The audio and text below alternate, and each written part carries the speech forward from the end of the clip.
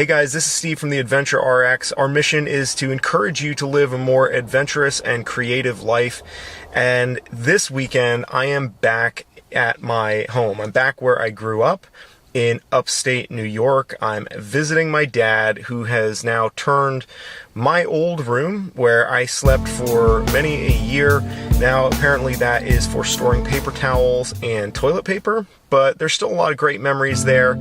And today I'm going out on a climb out at Breakneck Ridge, which is just across the Hudson River in Beacon. This is actually where I learned to climb. I'll be bringing my camera and I'm going to walk you through a little bit of what I'm bringing with me in terms of camera gear, and then we're just going to go out, do some climbing, do some shooting, and we'll see you up there.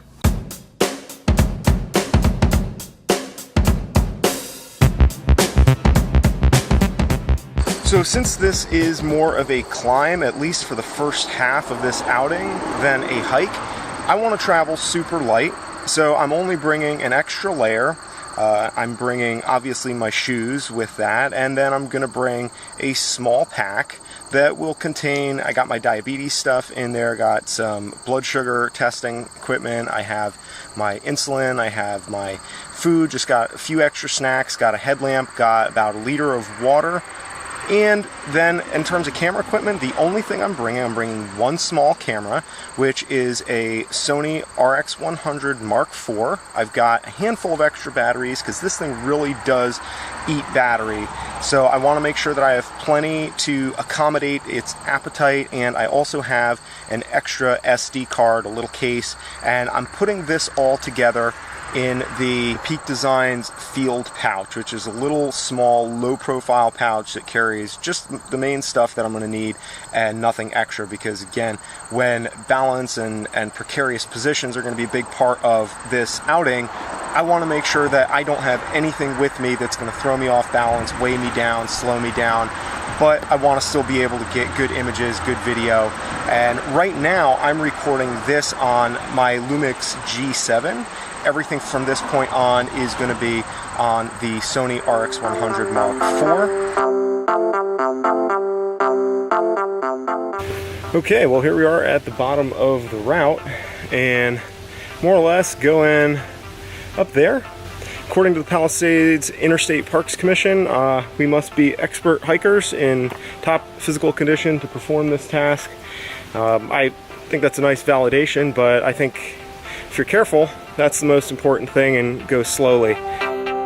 So to be fair, there are less steep ways to go up here. That's one of the nice things about this particular hike, is that if you go more to the right, you can get onto this rock face that I'm on, and if you kind of zig off to the left at any point when you feel like you might be getting a little uncomfortable or in over your head, you have the option of going back to the trail. So it's nice, kind of choose your own style of adventure.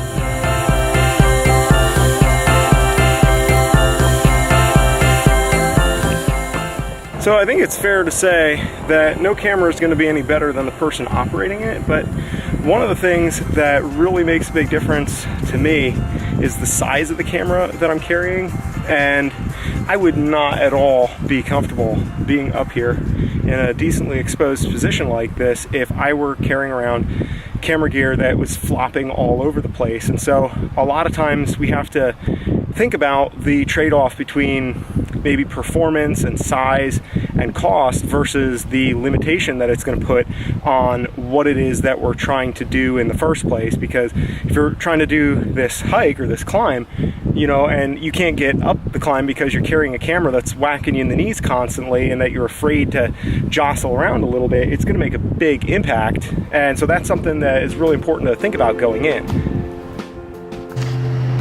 Okay, so that's where we came from, all the way up to that little tree over there, and then across right here on this ledge. Got that little spicy bit of business. There's a couple of moves down there. Just put the camera back in the field pouch, and off I went. And of course, you got a little bit more left to get up there, to get up to where the flags are. So we're gonna kind of do that last little scramble, and then we'll check back in when we get up to the flags, maybe start taking some photos.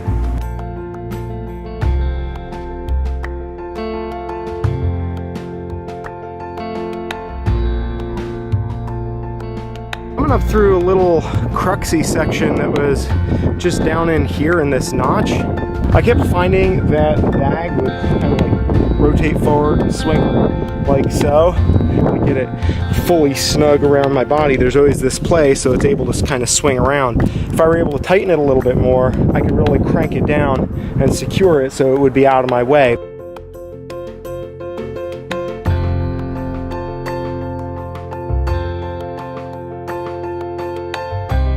Shooting into the sun a second ago, catching the flags. It would have been a nightmare if it wasn't for the built-in ND filter.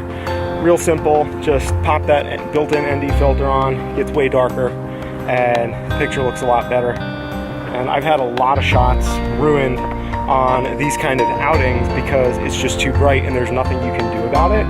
And it's really hard to salvage the footage in post. And when you're out on an adventure, you're out hiking, like you don't want to be carrying a whole bunch of extra filters and extra stuff, so being able to have everything built together in one package is super, super helpful. And also, one other thing that's worth pointing out too is that the RX100 Mark IV has the XAVCS codec, which is much more robust than the AVC HD, which the preceding models of the RX100 had.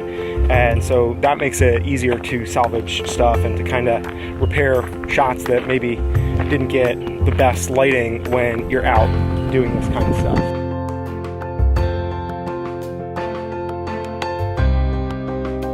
So this may seem like a strange time to be talking about the advantages of the Mark IV when they just announced the Mark V, but in an upcoming video I'm going to help you save a whole bunch of money so that you don't upgrade to the Mark V, and or if you're thinking about getting one of these cameras, that you'll be able to actually save money when you get the Mark IV because everybody else is dumping the Mark IV and going to the Mark V.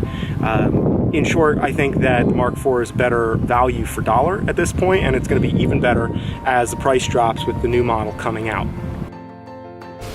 It's nice to be under the trees, have a little bit of shade here, because even though it's fall and the colors are starting to come out, and everybody on social media is talking about pumpkin spice lattes, I tell you, when you get out there from the trees and you're on the exposed rock face, it's like a reflector oven.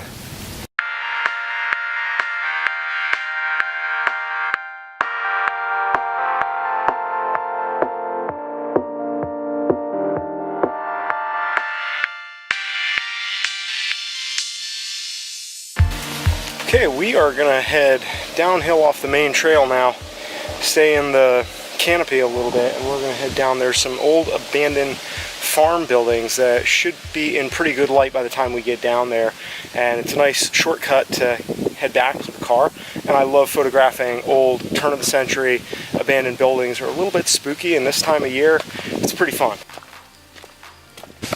So another thing, the RX100 Mark IV has in-body stabilization, so I mean it's not like using a glide cam, but it helps smooth out a lot of the jitters, and it can be really hard to get decent video without a whole bunch of jitters, even if you're using something that's designed for adventure photography like a GoPro.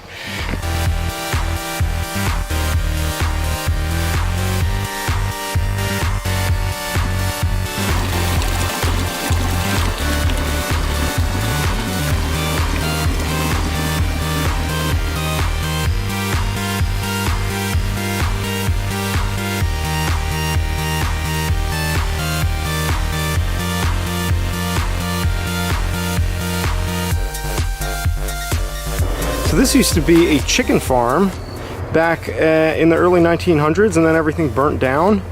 And of course the land went fallow and eventually was taken over by the state, and now we have this awesome place to hike. But I love coming down here and getting pictures because this kind of architecture, the abandoned sort of turn-of-the-century stuff, is really interesting. Well, we can hear the cars. That means we're close to the road, and we've nearly made it back to the car. Of course, the most dangerous part of this entire hike is the part where we have to hike alongside the road to get back to the car.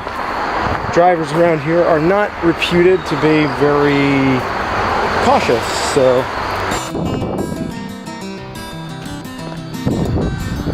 that's where we were.